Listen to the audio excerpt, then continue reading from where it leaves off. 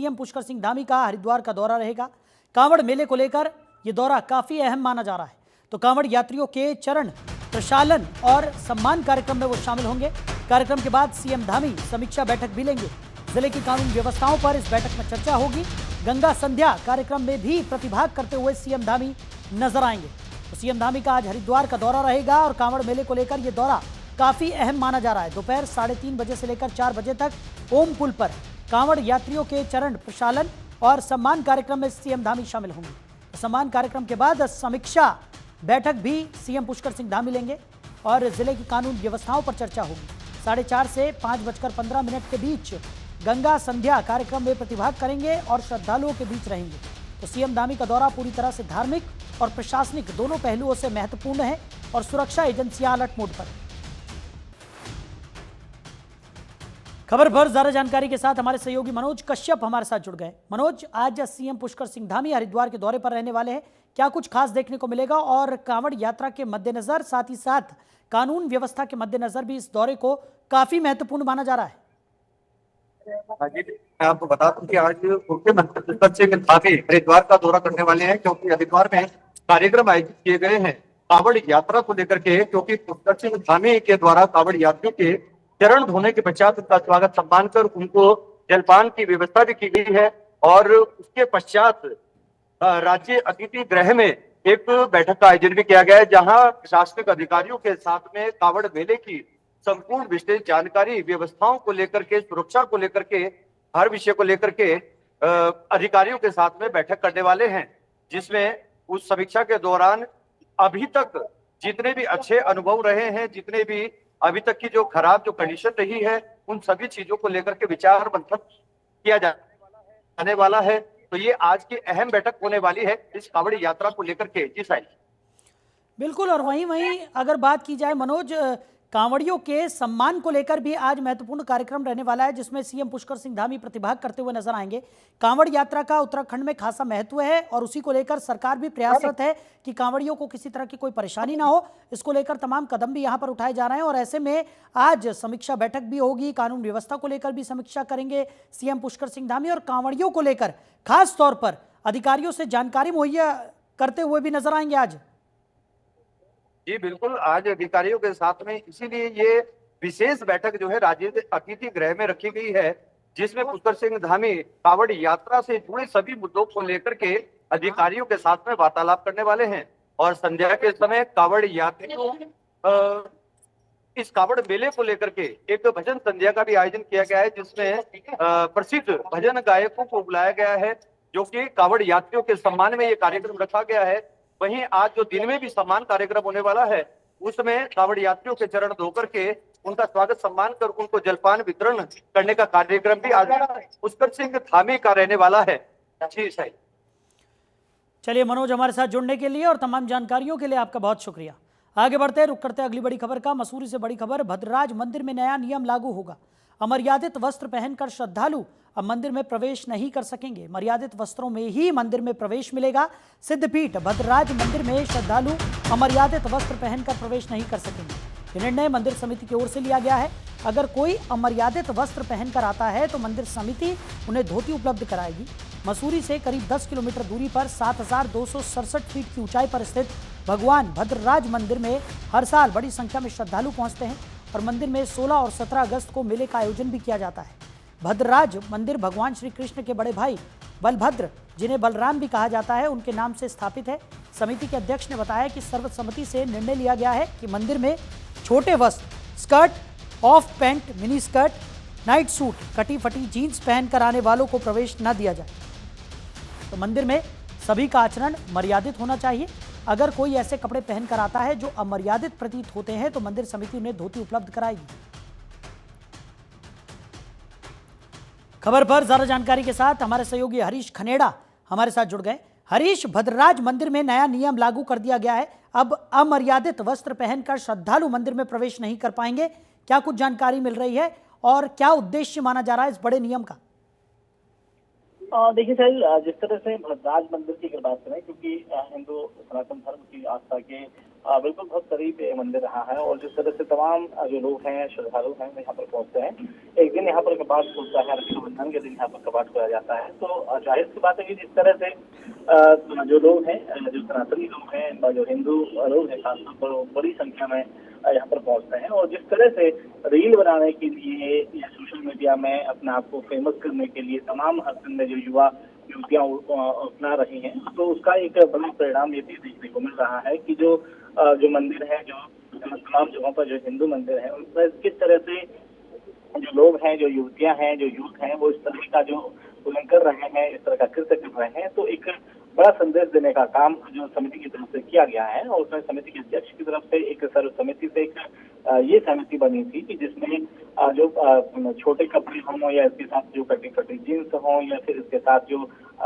जिस तरह से जो आजकल का जो ट्रेंडिंग है, जो बच्चे जिस तरह के जो कपड़े पहन रहे हैं, तो उस तरह से जो युवक हैं, युवतियां हैं, अगर इस तरह से यहाँ पर मंदिर में प्रवेश करते हैं, तो उनको बिल्कुल यहाँ पर प्रवेश वर्जित किया जाएगा। उनको कतई भी यहाँ पर बर्दाश्त नहीं किया जाएगा। और साथ ही साथ जो रील बनाने के लिए हों, क्योंकि इससे पहले भी देखा होगा साहिल आपने कि चारों धाम की अगर बात करें, या मंदिरों की अगर बात करें, तो उत्तराखंड के तमाम मंदिरों में, चाहे वो केदारनाथ में हो, या फिर अलग अलग जगहों पर हो, बद्रीनाथ में हो, गंगोत्री यमुनोत्री में हो, इसके साथ ही है आप अलग अलग जगहों पर, चाहे मदनेश्वर की बात करें, या फिर हम कल्पनाथ की बात करें, कपिलेश्वर की बात करें, इन तमाम मंदिरों में भी ये नियम लागू किया गया था। हालांकि उसमें बहुत ज्यादा एक्शन लिया नहीं गया, लेकिन अब ये देखना होगा कि जो बद्रीनाथ मंदिर है, उसमें किस तरह से यहाँ पर सख्ताई की जाती है, किस तरह से जो नियम के अगर धज्जियां उड़ाता है, तो उसके खिलाफ किस तरह की कार्रवाई मंदिर समिति की तरफ से की जाएगी। लेकिन बहरहाल बहुत अच्छा संदेश है, क्योंकि जो हिंदू लोग हैं, खासतौर पर जो संविधान को मानने वाले लोग हैं, और इस तरह का क्योंकि जो भी व्यक्ति हो, कोई भी व्यक्ति अगर इस तरह का जो कृत्य करता हो, तो कहीं न कहीं एक बड़ी चोट सनातन पर करता है। तो ऐसे में इस तरह की कार्रवाई होनी बहुत जरूरी है, क्योंकि लोगों की आस्था पर ठेस पहुंचना ये बिल्कुल भी बर्दाश्त नहीं किया जाता है। और कहीं न कहीं सरकार भी इस तरफ रहती है कि किसी भी तरह से जो आस्था है, धर्म के नाम पर किसी भी प्रकार से कोई ठेस किसी को न पहुंचाए। तो एक बड़ा प्रयास करने का काम यहाँ पर समिति की तरफ से किया गया है, और वाकई में बहुत जरूरी भी था, क्योंकि देहरादून के बहुत नजदीक बद्रीनाथ मंदिर है, और बहुत बड़ी देहरादून के जो लोग हैं, वो मंदिर में दर्शन के लिए पहुंचते हैं, क्योंकि इसकी लोकेशन में वाकई में बहुत खूबसूरत है। और साथ ही साथ जो मान्यताओं के आधार पर कहे, तो जो श्री कृष्ण है, उनके बड़े भाई के नाम ये समर्पित ये मंदिर है। जाहिर सी बात है, क्योंकि ये भी कहा जाता है कि मत में कि ये भगवान कृष्ण को ही समर्पित मंदिर है। तो कहीं न कहीं इस तरह का सिद्ध होना, इस तरह से जो चीजें देखी जाती हैं, आगमन जो होता है कि जब लड़कियां खासतौर पर यहाँ पर जो छोटे वस्त्र पहनकर जाना, और कभी कभी जींस पहन करके जाना, और इस तरह से वहाँ पर रील बनाना, तो इन सभी चीजों को लेकर के कहीं न कहीं से रोकने का काम मंदिर समिति की तरफ से किया गया है। बिल्कुल। और हरीश, जिस तरीके से मंदिर की बात करें, तो मंदिर परिसर में भद्रराज मंदिर खास तौर पर अगर हम जिक्र करें, तो काफ़ी मान्यता है इस मंदिर की, और हजारों श्रद्धालु यहाँ पर पहुँचते हैं आस्था को लेकर अपनी। और ऐसे में अगर कोई भी एक जो श्रद्धालु है, वो इस तरीके के कपड़े पहनकर अगर मंदिर में प्रवेश करता है, तो कहीं ना कहीं माहौल बिगड़ता है। और यही वजह है कि इस माहौल को बिगड़ने से रोकने के लिए और भारतीय संस्कृति को और ज़्यादा बढ़ावा देने के लिए कदम यहाँ पर उठाया गया है। लेकिन इस कदम को उठाने से कितना ज़्यादा फायदा यहाँ पर आने वाले समय में होता है, ये देखने वाली बात होगी। क्योंकि जैसा कि आपने भी जिक्र किया कि कई मंदिरों में इस तरीके के नियम पहले भी लागू किए जा चुके हैं, लेकिन अब भी कई जगहों पर देखा गया है कि अमर्यादित कपड़े पहनकर रील्स बनाते हुए कई लोग यहाँ पर नजर आ जाते हैं और माहौल बिगाड़ते हैं। देखिए, बिल्कुल देखो, ये जो शायद जिस तरह का जो माहौल इस समय पूरे दुनिया के अंदर चल रहा है, देश के अंदर चल रहा है, उत्तराखंड के अंदर चल रहा है, खासतौर पर हम सनातनियों की अगर बात करें, तो जो लोग बहुत ज्यादा आस्था को मानने वाले हैं, तो उनको कहीं ना कहीं आहत इन चीजों से पड़ता है कि जिस तरह से वो भी देखते हैं। चाहे वो देहरादून के टपकेश्वर मंदिर की बात करें, वहां पर भी ये नियम लागू हुआ था कि 70% जो है बदन छुपा होना चाहिए युवतियों का या फिर लड़कों का। तो इस तरह का भी जो कृत्य है वो भी यहाँ पर अभी भी हो रहा है, लेकिन अभी भी उससे कोई कार्यवाही नहीं हुई है। अब ये देखना ये होगा कि किस तरह का जो भद्रनाथ मंदिर है, वहाँ पर जो समिति की तरफ से ये जो एक्शन दिया गया है, उस पर किस तरह की कार्रवाई होती है। लेकिन जाहिर सी बात है शायद, क्योंकि ये सभी को सोचना चाहिए कि जिस तरह से हिंदू मंदिरों की बात करें तो वहां पर जो लड़कियां हैं खासतौर पर वो इस तरह का जो कपड़ा पहनकर वहां पर जाती हैं, तो जाहिर सी बात है कि कहीं ना कहीं आस्था को ठेस इससे पहुंचती है। चलिए हरीश, आप बने रहिए हमारे साथ, आगे भी आपसे हम जानकारी लेंगे।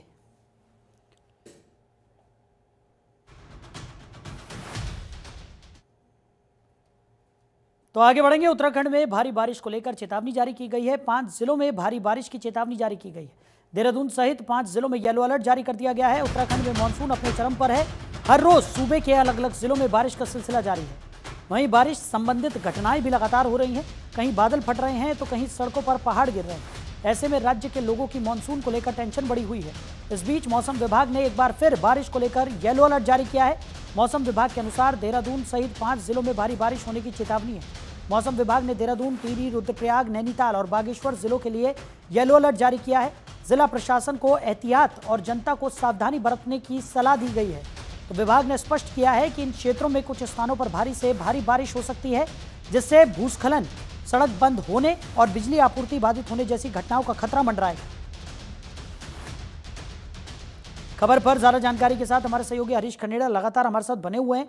हरीश, मौसम विभाग की तरफ से लगातार भारी बारिश को लेकर अलर्ट जारी किया जा रहा है और मानसून की बात करें तो इस बार भी मानसून ने उत्तराखंड में काफी कहर बरपाया है। कई जगहों पर अभी भी स्थितियां गंभीर बताई जा रही हैं, जहां पर भारी बारिश को लेकर गया है, भूस्खलन का खतरा है, बिजली आपूर्ति बाधित होने का खतरा यहां पर बताया गया है। तो लोगों से सावधानी बरतने की भी अपील की जा रही है।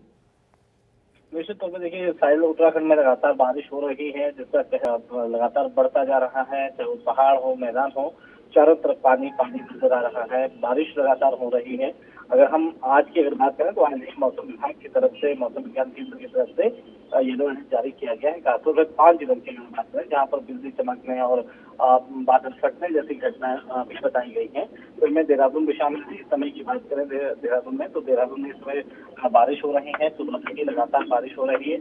आज भी कई जगहों में जलभराव की स्थितियां देखने को मिली हैं।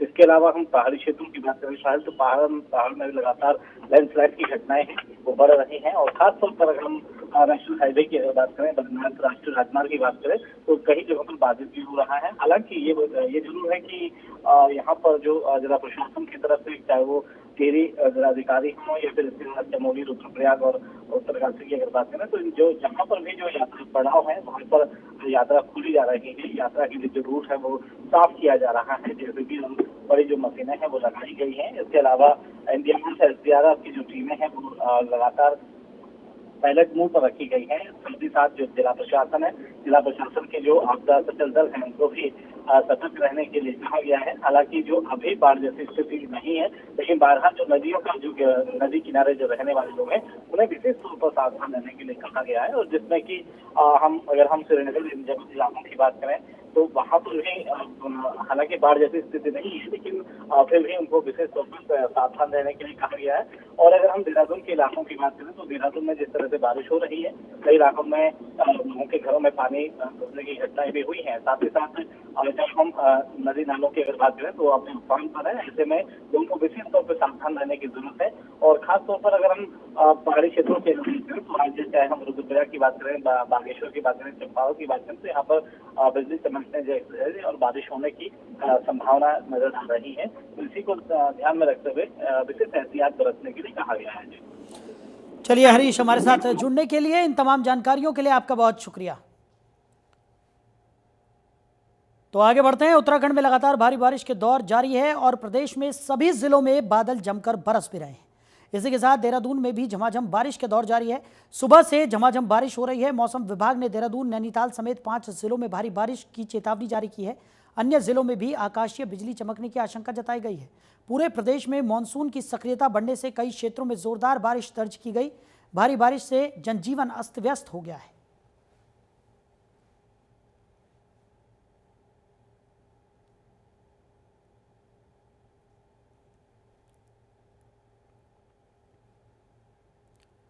उधर कोटद्वार के कुम्मी चौड़ क्षेत्र में लगभग 375 मीटर अनियमित विद्युत लाइन बिछाने के मामले में उत्तराखंड पावर कॉर्पोरेशन लिमिटेड ने बड़ी कार्रवाई करते हुए अवर अभियंता स्वप्निल जोशी को प्रथम दृष्टया दोषी पाए जाने पर तत्काल प्रभाव से निलंबित कर दिया। दोषी मानते हुए अधीक्षण अभियंता ने जेई स्वप्निल जोशी को तत्काल प्रभाव से निलंबित कर दिया। बताया जा रहा है कि कार्य क्षेत्र में मौजूद जेई स्वप्निल जोशी की कथित लापरवाही और उदासीनता के कारण न केवल कार्य बाधित हुआ बल्कि विभागीय प्रतिष्ठा और आम उपभोक्ताओं के हित भी प्रभावित हुए। निलंबन आदेश में स्पष्ट किया गया कि स्वप्निल जोशी को अब विद्युत वितरण खंड कोटद्वार के प्रभाव क्षेत्र से कार्य मुक्त किया जा रहा है। इसके साथ ही उनके विरुद्ध विभागीय अनुशासनात्मक कार्रवाई की प्रक्रिया भी तय होगी। जब तक जांच पूरी नहीं होती वो विद्युत वितरण खंड पौड़ी गढ़वाल में संबंध हो रहेंगे।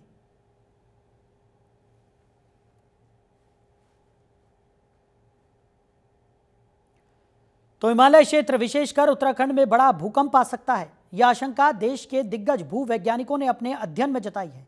उनका कहना है कि हिमालयी क्षेत्र में प्लेटों के घर्षण की वजह से ऊर्जा एकत्रित हो रही है, जिसकी आहट राज्य और आसपास आ रहे भूकंप के छोटे झटकों से मिल रही है। भूकंप के संबंध में 3 चीजें महत्वपूर्ण होती हैं: कब, कहां और कितना बड़ा भूकंप आएगा। हालांकि भूकंप कहां आ सकता है इसका अंदाजा लगाया जा सकता है, लेकिन कब और कितना बड़ा आएगा इसका अनुमान लगाना संभव नहीं है। इसके लिए उत्तराखंड में 2 GPS लगाए गए हैं, जिनसे पता किया जाएगा कि किस क्षेत्र में सबसे अधिक एनर्जी एकत्रित हो रही है, लेकिन सटीक जानकारी के लिए इनकी संख्या बढ़ाने की जरूरत है। वहीं इस विषय पर बात करते हुए वाडिया इंस्टीट्यूट के वैज्ञानिक ने कहा कि स्वाभाविक तौर पर भूकंप की संभावना ज्यादातर हिमालयी क्षेत्र में आने की है, लेकिन इसका अनुमान लगाना बेहद मुश्किल है कि यह भूकंप कब और कहां पर आएगा। वो या हिमालय का कोई भी पार्ट हो, खतरा तो अर्थक्वेक का है और रहता है, भूकंप का है, क्योंकि जिस भाग में उत्तराखंड है हिमालय में, वहाँ तो खतरा रहता ही रहता है। अभी हाल ही में मेरे लिए दिल्ली के नज़दीक झज्जर में 2 अर्थक्वेक आए हैं, तो इससे लेके कुछ चिंता बढ़ गई है। बट ये अर्थक्वेक आते रहते हैं और नॉर्मल वो है, इसकी प्रक्रिया है जो अर्थक्वेक आने की है, 3 और 4 मैग्नीट्यूड के अर्थक्वेक।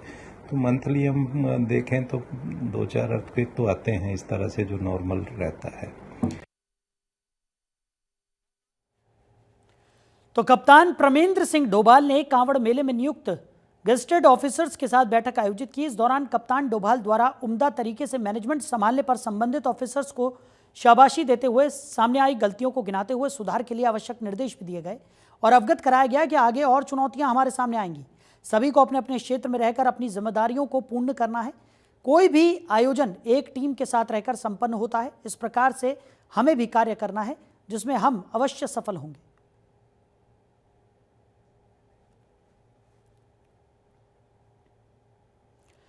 तो कांवड़ यात्रा में इस बार भक्ति के साथ भावनाओं का अनोखा मेल देखने को मिला है। हरिद्वार में केदारनाथ मंदिर की आकृति में बनी एक खास कांवड़ लोगों के बीच चर्चाओं का विषय बनी हुई है। ये कांवड़ 2013 की आपदा में मारे गए लोगों को श्रद्धांजलि देने के उद्देश्य से बनाई गई है।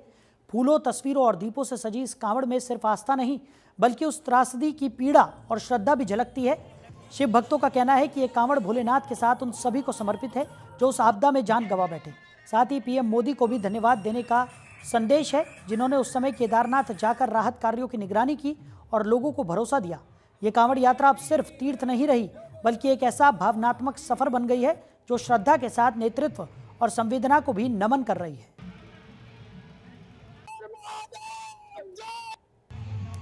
मेरा नाम संजय है जी। ये कांवड़ हम केदारनाथ में जो हमारे भाई वहाँ पे जब आपदा आई थी, वो बेचारे वहाँ पे मर गए थे, तो उनकी याद में लेके जा रहे हैं। और हमारे नरेंद्र मोदी जी भी, प्रधानमंत्री जी भी वहाँ पे गए, उनको वो भी हमें अच्छा लगा कि हमारे देश के प्रधानमंत्री लोगों के बारे में इतना सोचते हैं, तो इसलिए हम इस कांवड़ को लेके जा रहे हैं। और ये 12 ज्योतिर्लिंग में से एक ज्योतिर्लिंग है हमारे केदारनाथ बाबा जी, तो इस वजह से भी हमारे मन में विचार है। ये हम इसलिए लेके जा रहे हैं कि हमारे जो 12 ज्योतिर्लिंग है उनमें से एक ज्योतिर्लिंग हमारा केदारनाथ बाबा मंदिर भी है। और हमारे जब भी हमारे देश में कभी आपदा आई है, कभी भी कोई दिक्कत होती है, तो मोदी जी वहां जाकर के तपस्या करते हैं और उन्हीं की याद में और उन्हीं के जो मोदी जी करते हैं सब कुछ उनकी, इसमें ही हम जो केदारनाथ बाबा का मंदिर लेके जा रहे हैं, यात्रा कर रहे हैं। और जो है हमें सुविधा बहुत मिली है 13-2000, उनके लिए भी श्रद्धांजलि है, हमारी तरफ से भी है और मोदी जी की तरफ से भी है। बाबा हमारे जो मोदी बाबा है वो भी सबके लिए सहयोग करते हैं हमेशा, उनके लिए भी। तो राज्य के फेमस लोक पर्व हरेला की शुरुआत हो गई है। उत्तराखंड में हरेला पर्व से ही सावन महीने की शुरुआत मानी जाती है। उत्तरकाशी जनपद अंतर्गत अपर यमुना वन प्रभाग के रावई रेंज में green man of the India Vijaypal Baghel और यमुनोत्री विधायक ने संयुक्त रूप से पूजा अर्चना के बाद विधिवत हरेला पर्व का शुभारंभ किया। डिवीजन में 7,000 पौधों का रोपण किया गया, जिसमें देवदार बांज के पौधे शामिल थे।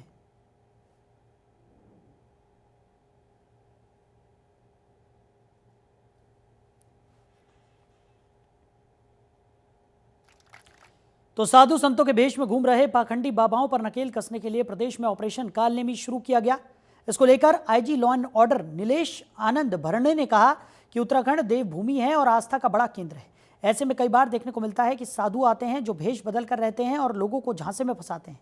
इसलिए सीएम के निर्देश पर ऑपरेशन कालनेमी चलाया जा रहा है, जिसके तहत पिछले 3 दिन में लगभग 1250 लोगों से पूछताछ हुई है, जिनमें 90 के करीब बाबाओं के भेष में थे।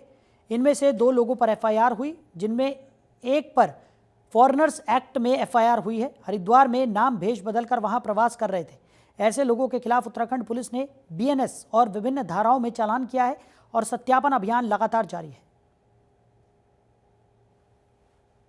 माननीय मुख्यमंत्री जी पुष्कर सिंह धामी जी द्वारा जो है ये सभी वरिष्ठ पुलिस अधीक्षकों को निर्देश दिए गए कि ऐसे जो कावड़ियों के भेष में ऐसे साधु आते हैं जो नाम बदल कर रहते हैं, भेष बदल कर रहते हैं, लोगों को भ्रमित करते हैं, लोगों को जाल में फंसाते हैं, विभिन्न जो है वो झांसा देते हैं। तो ऐसे जो ऐसे लोग हैं उनको चिन्हित किया जाए, उनके ऊपर जो उचित वैधानिक कार्रवाई की जाए।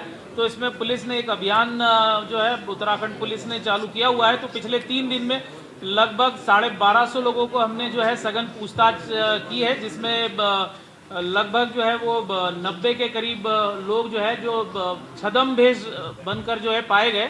इसमें से जो है करीब 2 लोगों पे एफआईआर भी हुई है, जिसमें एक पे फॉरेनर्स एक्ट में जो है एफआईआर हुई है, दूसरा एक आर्म्स एक्ट में भी एफआईआर हुई है। तो त्रिस्तरीय पंचायत चुनाव का बिगुल बज चुका है। 24 जुलाई को प्रथम चरण के चुनाव को लेकर अब सभी प्रत्याशियों, ग्राम प्रधानों, क्षेत्र पंचायत सदस्यों और जिला पंचायत सदस्यों ने चुनावी प्रचार में अपना दमखम लगा दिया है और घर घर जाकर मतदाताओं से अपने पक्ष में मतदान करने की अपील कर रहे हैं। वहीं एकेश्वर ब्लॉक की चैधार जिला पंचायत सीट से आरती नेगी ने दूसरी बार जिला पंचायत सदस्य के लिए अपनी ताल ठोकी है और अपने समर्थकों के साथ क्षेत्र भ्रमण पर सांगला कोटी अन्य कई गांव में घर घर जाकर अपने पिछले कार्यकाल के किए गए विकास कार्यों के दम पर मतदाताओं से समर्थन मांगा है। वहीं आरती नेगी ने कहा कि पिछले कार्यकाल में जितने भी विकास कार्य मैंने अपने क्षेत्र के लिए किए, उन्हीं कार्यों के दम पर आज मैं जागरूक मतदाताओं के बीच जाकर अपने लिए समर्थन मांग रही हूँ। मैं आपका धन्यवाद करना चाहूँगी कि हम अपने प्रचार में आज अपने क्षेत्र में भ्रमण कर रहे हैं और आप हमारा सहयोग दे रहे हैं। आपका बहुत बहुत धन्यवाद। हाँ जी, जो भी मूलभूत समस्याएं थी हमारे क्षेत्र में, हमने उन पे खरा उतरने का पूरी कोशिश की, परंतु कहीं कुछ काम छूट भी गए हैं। तो हम आगे जनता को मैं आश्वस्त करना चाहती हूँ कि जो काम छूट गए, जो मूलभूत समस्याएं हैं क्षेत्र की, उनको मैं आगे सदन में ले जाऊंगी और उनको मैं आवाज़ भी उठाऊंगी अपनी जनता की। जो भी गाँव में हम जा रहे हैं तो निकल के सामने आ रही समस्याएँ, अभी भी ऐसा नहीं है कि समस्याएँ ना हो, तो उन पर मैं काम करूँगी। और आपके चैनल के माध्यम से मैं सभी को, पूरे चैधार क्षेत्र की समस्त जनता को मैं आश्वस्त करना चाहती हूँ कि जितना भी हमसे हो सकेगा हम पूरे क्षेत्र के लिए आगे भी आवाज़ उठाती रहूँगी। मेरा मानना है कि प्रत्याशी वो हो जो ईमानदार हो और गांव का विकास करे, गांव के साथ साथ अपने क्षेत्र का विकास करे, ऐसा होना चाहिए। बट नेता लोग का क्या है, अभी इस टाइम वोट मांगने तो आ जाते हैं, उसके बाद 5 साल नज़र नहीं आते कि कहाँ है, कहाँ गए। ये मेन मुद्दा है। उन लोग को बीच बीच में आके देखना चाहिए कि हमारे क्षेत्र में क्या विकास हो रहा है और क्या नहीं। देखो, इन लोगों को जब से मैं आई हूँ मैंने एक बार भी नहीं देखा कि यहाँ कोई आया होगा। हाँ, आजकल सबके दर्शन जरूर हो रहे हैं, सब वोट मांगने जरूर आ रहे हैं। मैं आरती नेगी का पहले धन्यवाद करूँगी और इन्होंने काम करवाए हैं हमारे गांव में। और अभी भी हम चाहते हैं कि हमारे सिद्धबली मंदिर तक पूरा रास्ता बने। हमारा रास्ता बिल्कुल ख़राब हो रखा है और बाकी अभी जीतने पे बात है। अगर जीत के जाते हैं तो फिर हम ग्राम सभा हलूनी से हैं। मेरा नाम श्रीमती अनीता देवी, मैं हलूनी में महिला मंगल दल अध्यक्ष के पद पे इस टाइम पे हूँ। और हमें जैसे स्कूल यहाँ हमारी 12वीं तक है, उससे जो आगे हमारे बच्चे पढ़ेंगे उस यहाँ कोई लाभ नहीं है। जैसे हमें सतपुली, चौबटा खाल या पोखड़ा जाना पड़ता है। तो हमारी सोच ये है कि हमें भी यहाँ मतलब बच्चों के लिए आगे कुछ कॉलेज बन जाए तो अच्छा रहेगा। उम्मीद है कि जीत जाएगी और ये कुर्सी सब उन लगाए रखी है। जितना भी है गांव में वो है टेंडर है, उतना जगह पूरी लगा रखी उन्होंने। हाँ, हम तो कह रहे थे जीत जाएगी, जितना चाहेगी। हम तो कह रहे हैं कि जीत जाएगी, हमारा तो ये उम्मीद है भैया। हाँ, सब काम अच्छो लगू को। ये जो रोड पर वो बना छी, आश्रम घर बना छी, कुर्सी लगी छी जग जग में, यानी रोड मुँह बना छी तो उन पर भी कुर्सी लगी छी। बहुत कुछ किया है। सारे गांव में मतलब कोई टीन सेट बनवाया, पंचायत घर बनवाया, अच्छी सुविधा की। जहाँ पे किसी ने बोला वहाँ पर काम किया उन्होंने, इसलिए हम उनको पसंद करते हैं, आगे भी बढ़ाना चाहते हैं।